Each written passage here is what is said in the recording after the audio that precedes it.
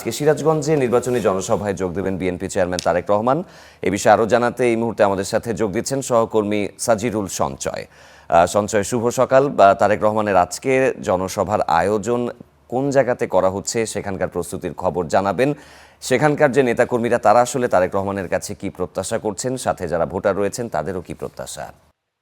নির্বাচনী সফরে উত্তরাঞ্চলে নির্বাচনী সফরের শেষ দিন আজকে শনিবার দুপুর ২টায় সিরাজগঞ্জে আসবেন বিএনপি চেয়ারম্যান তারেক রহমান। ইতিমধ্যেই কিন্তু সিরাজগঞ্জের যে জনসভাস্থল সিরাজগঞ্জ বিসিক শিল্প পার্ক মাঠ কিন্তু সজ্জিত করা হয়েছে। এখানে মঞ্চ সহ অন্যান্য যে কাজ সেগুলোও প্রায় শেষ করে নিয়ে আসা হয়েছে। আমি যদি একটু দেখাই, আমার ঠিক পিছনেই দেখতে পাচ্ছেন এই বিসিক শিল্প পার্ক মাঠে বিএনপি সিরাজগঞ্জ জেলা বিএনপি আয়োজিত যে জনসভার নির্ধারিত যে মঞ্চ সেটি কিন্তু ইতিমধ্যেই নির্মিত হয়েছে। এখানে সাজসজ্জার যে কাজ আছে সেগুলোও সম্পন্ন করা হয়েছে এবং তারেক রহমানের সিরাজগঞ্জের এই সফরকে কেন্দ্র করে প্রায় ২ দশক পর কিন্তু তিনি সিরাজগঞ্জে আসছেন, যার ফলে কিন্তু সিরাজগঞ্জের বিএনপি সহ সহযোগী সংগঠনের নেতাকর্মীদের মধ্যে কিন্তু অন্যরকম একটি উচ্ছ্বাস কাজ করছে এবং জেলা থেকে তৃণমূল পর্যায় পর্যন্ত কিন্তু সকল পর্যায়ে কিন্তু নেতাকর্মীরা এই দিনটিকে আসলে তাদের একটি উৎসবের দিন হিসেবে কিন্তু তারা উল্লেখ করছেন।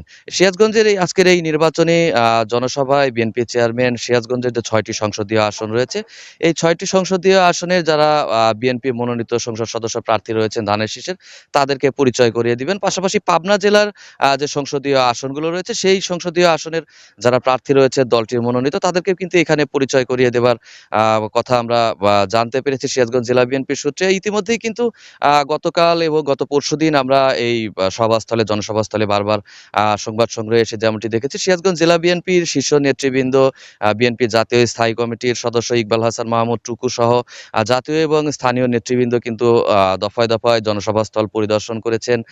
এখানে সার্বিক প্রস্তুতি পরিদর্শন করেছেন। পাশাপাশি এই জনসভাকে সফল করার জন্য কিন্তু সিরাজগঞ্জের প্রত্যেকটি উপজেলা এবং ইউনিয়ন পর্যায়ে কিন্তু গণসংযোগ করা হয়েছে। প্রচার মাইক এর মাধ্যমে প্রচার কাজ চালানো হয়েছে। সার্বিকভাবে এই জনসভায় প্রায় লক্ষাধিক মানুষের অংশগ্রহণের কিন্তু আশাবাদ প্রকাশ করেছে বিএনপি নেতৃবৃন্দ। পাশাপাশি এই জনসভার নিরাপত্তা নিশ্চিতের জন্য কিন্তু সিরাজগঞ্জ জেলা পুলিশের শীর্ষ কর্মকর্তারা বারবার কিন্তু জনসভাস্থল পরিদর্শন করেছে। গতকাল আমরা যেমনটি দেখেছি, সিরাজগঞ্জের পুলিশ সুপার সাইফুল ইসলাম শান্তু গতকাল দুপুর নাগাদ কিন্তু এই জনসভাস্থল পরিদর্শন করেছেন এবং বিকেলে সিরাজগঞ্জের জেলা প্রশাসক ও জেলা রিটার্নিং কর্মকর্তা মোহাম্মদ আমিনুল ইসলামকেও কিন্তু আমরা দেখেছি এই জনসভাস্থল পরিদর্শন করতে। এই মুহূর্তেও কিন্তু এখানে আইন শৃঙ্খলা বাহিনীর যারা সদস্য রয়েছেন, পোশাকধারী এবং সাদা পোশাকে যারা দায়িত্ব পালন করছে, তারা কিন্তু এই জনসভাস্থলে মোতায়েন রয়েছেন, তাদের যে দায়িত্ব সেটি পালন করছেন। পাশাপাশি এখানে কিন্তু আমরা কালকে থেকেই যেমনটি দেখছি যে উৎসুক যারা নেতাকর্মী রয়েছে তারা কিন্তু